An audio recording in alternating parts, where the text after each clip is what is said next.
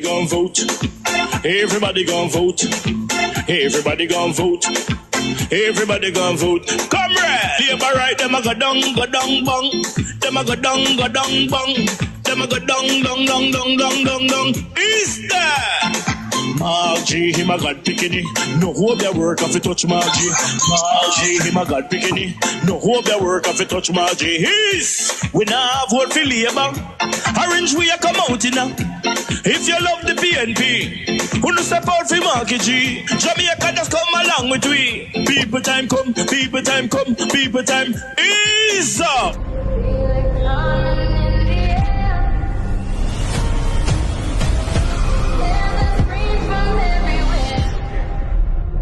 Only thing that's on my mind is who's gonna run this town tonight.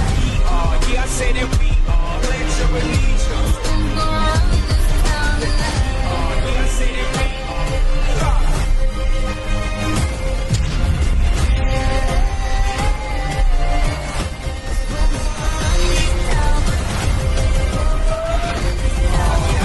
We gonna run this town.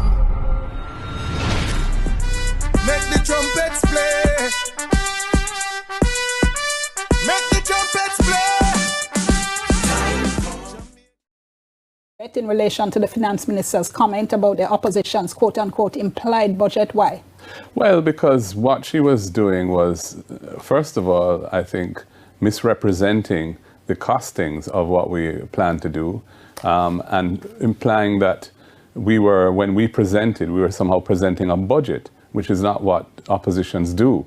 We will, when we form government in the coming fiscal year, there will already be a budget in place, the one that was passed yesterday, and will go to the Senate for formal ratification on Friday. And so the new fiscal year starts next week, Tuesday. We will be in a budget already. What we were doing was presenting our vision and our policy commitments for the first term of office of the next PNP government. And all of it was premised by expressing clear commitment to adherence with the fiscal rules. We are the ones who put the fiscal rules into law when we were in government. It is those fiscal rules that have enabled Jamaica to get through this period of intense debt reduction, which is a tremendous achievement for Jamaica, which both administrations can claim credit for, us for initiating it and doing the very heavy lifting of the earlier stages, the government for continuing and bringing it to where it is. Let me jump in a minute here, Yes, because you're going back to Yes. back a little bit, and I want to come back to the costing. You said the finance minister was misrepresenting your costing. Yeah. I mean, what she said she was doing was making assumptions based on the proposals you presented. Right. But having said that, though, you're just coming from a press conference where you did present numbers and you did present costings, and Yes. you laid out your case as to why it is that this was feasible. How could that not then have been a part of your budget presentation, so that people could see or make up their own minds whether or not these proposals are practical or feasible, can even work, as opposed to just being a laundry list of campaign promises? Well, as I said, we didn't anticipate, we didn't formulate it as a budget, because we will be in a budget when we come into government. So the rolling out of our proposals and the phasing of them is something which will have to be considered when we form government. A lot will depend on what's happening in the economy at the time. Are we going to continue to have a sluggish economy? You know, we're coming out of 2 consecutive quarters of negative growth and a recessionary environment to begin the year. We don't really know what's been happening with the tax take since then and so on. So there are a lot of things that we would have to look at when we form government. And then we'd have to look at the discretionary expenditure that's in the budget that was just approved, which is $360 billion, and decide what areas of it will we continue with, what will we maybe defer, what may we scale down, what may we completely discontinue. Because at the end of the day, we won't be voted in to government to continue what the JLP has been doing. We will be voted in to do what we say we want to do. So there will be some adjustments to how that discretionary expenditure is rolled out, because that really represents the priorities of the government of the day. But how we phase it and so on will depend on the circumstances at the time. Who knows if we're going to have a year without any natural disasters, for example. There are a lot of issues that can affect the timing of things. So is it that those numbers you guys sat down and worked on them after the finance minister's criticism in our? No, we couldn't have produced it in such a short space of time. We have been working on it for quite a long time, actually. There are a couple of things which we, when we were near to the budget presentation, we came up with, and we had an idea of the costing, but we didn't nail it down to the people rather than during the actual budget debates. Late but to reach. The presentation I made was quite comprehensive. It covered a lot of different things. There were other areas that I had wanted to touch on, which I didn't want to make it too long. The Prime Minister spoke for nearly 5 hours, I think. I didn't think that was appropriate. So, we didn't put in costings because we didn't feel that was necessary in the presentation itself. We weren't producing a budget. This is what I think is very important. The minister said it was an implied budget we were presenting. That's not the case. We are presenting our policy priorities for our first term in office. We know how to. We have costed them, as we've explained today, how they break down. 23 billion is our estimate for all of the things that we have put forward as a charge to the budget. Some of the other things will be paid for by the public bodies which relate to those things. And then there's the NHT, which we're going to stop the extraction of resources from. The government has not said the cost of the capital allowances, which was one of the revenue measures that the minister announced in her budget presentation. She has said that land and buildings and equipment for companies, they're going to get an accelerated capital allowance. There was no costing attached to that in her numbers. That is very irresponsible. We don't know what that's going to cost. Nobody has said a word about it. I'd love Nationwide to raise that. Issue an article, and you can use what I just said in it, so that your many clientele who would listen to you would be happy to hear that, I'm sure. Not so many, but no doubt loyal to you. So yes, that's the answer. We've decided to present it separately as part of in this press conference, only because of the malign and inaccurate comments made by the minister yesterday in her closing of the presentation. We are in opposition, and we put forward ideas and proposals, and we cost them with the benefit of the information available to us, which of course is significantly more limited than what's available. We put in place, we at least have revenue estimates, which we never used to have, a fiscal policy paper with projections, which the minister has to sign off on. So she can't tell me that she never meant what she said in here. She signed it. So that is what we have been using in order to deliver the costing of our proposals. Liver. Yeah. Yes. Well, someone asked one of my questions, so I'll only ask one. You said yesterday in Parliament that what you presented, the proposals that you presented, are programs that are going to be implemented over the life of the People's National Party government. Yeah. Can you tell the people of Jamaica what programs you intend to implement in year 1, year 2 going forward? Just kind of give us an idea of what are you going to prioritize year 1? Yeah. And yes, so based on the budget as presented by the government, which is going to be the budget that we inherit when we form government, that budget is already going to be in effect because it will be passed on Friday in the Senate, and the next fiscal year starts next week, Tuesday. So it will be the budget that we have to work within initially. But when we enter and we are rolling out our programs, we will, based on the numbers that we have seen, we anticipate being able to implement all of them initially. If, for example, there is a hurricane or something has happened that has thrown out the projections, we will have to make adjustments accordingly.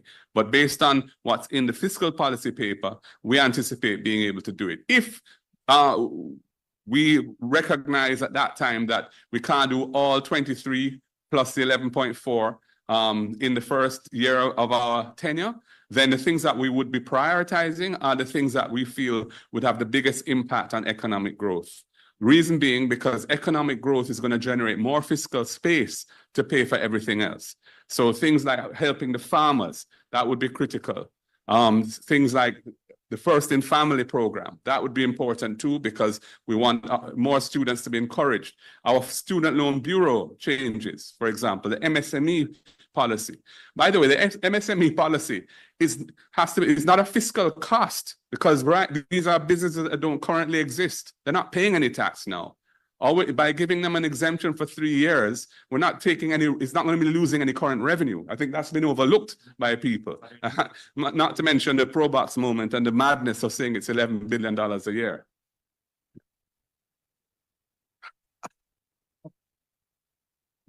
Okay.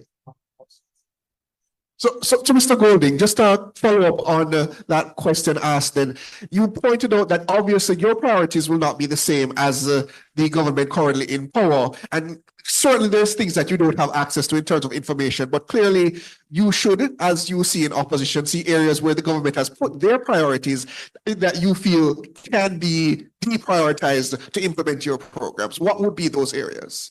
I don't want to comment on that now, because we have to look at every line item when we come into office carefully.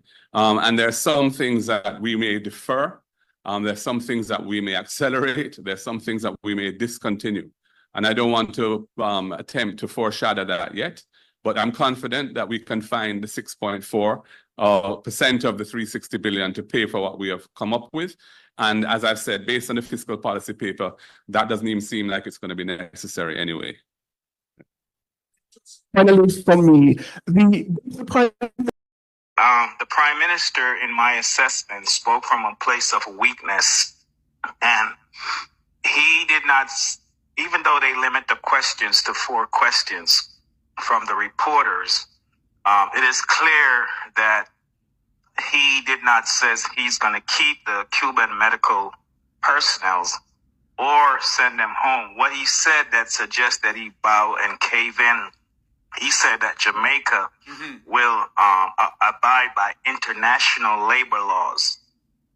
And so he did not say we were going to abide by Jamaica labor laws. And we know currently the Trump administration, international labor law as it relates to Cuba, is that they should send the Cuban medical personnel home. So that's a clear indication that he gave in to Trump, and he gave in because when Secretary of State Rubio, his visit to Jamaica was not to ask Jamaica what to do. He's hawkish. If you listen to how he communicates, he's very forceful in his deliverable, while the Prime Minister is very more calmer and subdued. So that tells me that he caved in to the opportunity to send the medical doctors home. And then the second thing I got. Hold on for me, Pastor. You said the Prime Minister was a bit subdued and Secretary of State was a bit upset in a sense. No, I didn't say Secretary was upset. I said he was more hawkish. Yes, okay, no, I understand what you say. Yes, he more hawkish. Right. Couldn't it be the other way around, where the Prime Minister said to him, "No, I will not send them back home," and that got him upset? No, I don't think so, because the truth of the matter is that Trump administration is forceful about holding Cuba accountable in terms of sanctions and embargo. And the American policy towards Cuba is very harsh. And this has been going on for over 50 years. This is nothing new under the sun. So he caved in and gave in to, when he said, I will abide by international labor laws, we know that America right now is setting the agenda as it relates to Cuba and the labor laws for the medical personnel. The second thing is about China, that the question was asked again. I strongly believe, based upon that question and Rubio's response, is that they are in trouble with America as it relates. Remember, Rubio said it's not about the Chinese investments, but it's about the other things that the Chinese are doing that is very displeasing and upsetting to America. And what the things that he highlighted is exactly what Jamaica is doing with the Chinese in Jamaica. So, and he mentioned about the ports. It's very interesting to know because they didn't, if the reporter didn't ask questions, we wouldn't have known this thing. So it's going to be very interesting to know in a couple of days from now what deal was made as it relates to the seaport, the Kingston Harbor. Because I strongly believe that Trump wants them to tear that deal up like he did for Panama. So let's see in a couple of days what other developments is exposed. And then the last point, number three, when America makes a deal with a country, they announce packages and aids and grants and the things that they're going to do as a result. And so he did not say specifically that we're going to invest $300 million for this and that. What he said is that we're going to help you to enhance your security in terms of ensuring that guns are not coming in from the United States to America. And there's no aid packages for the people of Jamaica. And so it shows you that the Prime Minister caved in and that he did not really stood at a position of strength. And he had to just give in to the demand of what the Trump administration want him to give into. That's my assessments. And I strongly believe I'm correct. But in the coming days, we will see what press release comes out from the State Department, because they always follow a press conference. They always put the transcripts and then a press release out. So let's wait a couple more days and we will see what new developments is associated with today's meeting. So God bless you and your listeners. I got to run because I got like another hour to get on my live. Okay. Sorry about that. All right. Bye-bye. Yes, sir. On the things that we are putting back in the office, on the things that we are novice, on the better listen to this. Vote them out, cause them not see we when we young. Vote them out from Kingston to country. Vote them out, cause when they win them a go dump way. We have to tell them promptly, people just vote them out, cause them not see we when we young. Vote them out from Kingston to country. Vote them out, we have to tell them promptly, cause when they win them a go dump way. Marky G, you know you the people them really want to see a great leader who will talk to we. Put on the boat and go, they go walk to we. Yes, come march to we, because we have some guy with them on a intention, leading the country in the wrong direction. That's why we come to make we own a selection. This we are gonna do when in call the election. Vote them out, cause them not see we when we hungry. Vote them out from Kingston to country. Vote them out, cause when they win them a go dump way. So we are tell them promptly, people just vote them out, cause them not see we when we hungry. Vote them out from Kingston to country. Vote them out, cause when they win them a go dump way. We have to tell them